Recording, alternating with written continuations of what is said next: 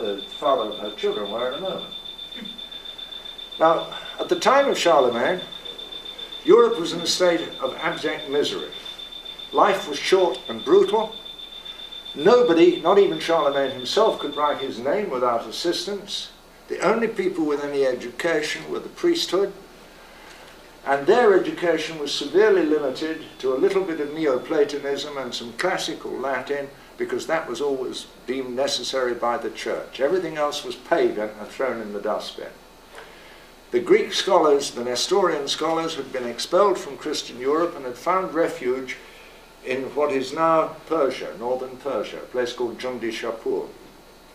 And there amongst their Arab brethren, their learning was treasured and transcribed into Arabic.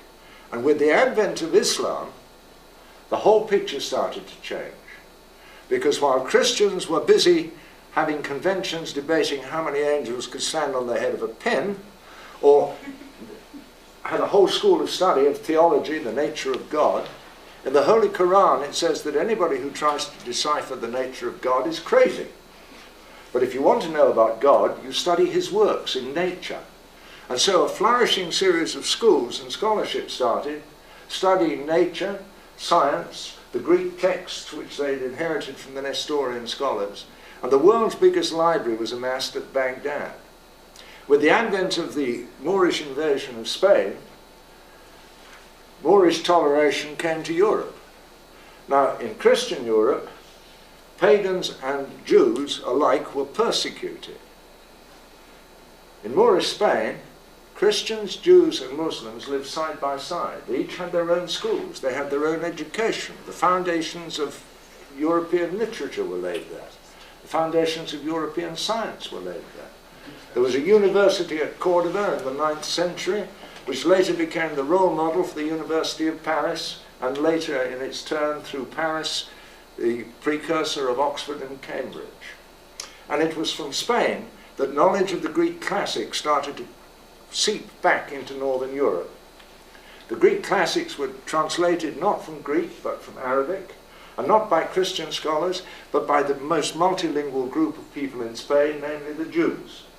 It was at the Jewish yeshiva that the Greek classics were translated into European languages and into Latin, and then through the Rex Deus influence spread back into Chartres, the theological school at Chartres, which stimulated a movement known as the medieval schoolmen, the schoolmen of the Middle Ages, people like Thomas Aquinas.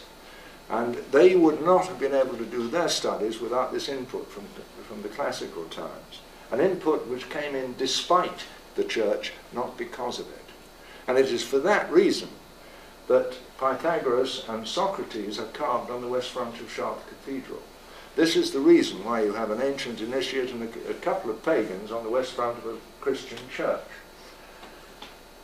And in Moorish Spain, we not only had glorious architecture such as this at the Alhambra, but we had scientific studies. They produced this instrument. It's called an astrolabe. It is the precursor to the sextant. And a Christian monk called Nicholas of Lynn in the 1300s used one of those. It was a new toy to him, to explore the North Atlantic, an island hop right across the North Atlantic, setting a precedent for another member of the Rex Deus families, certain Earl Henry Sinclair of Orkney and Roslin, who crossed the Atlantic 100 years before Columbus, landed in Nova Scotia,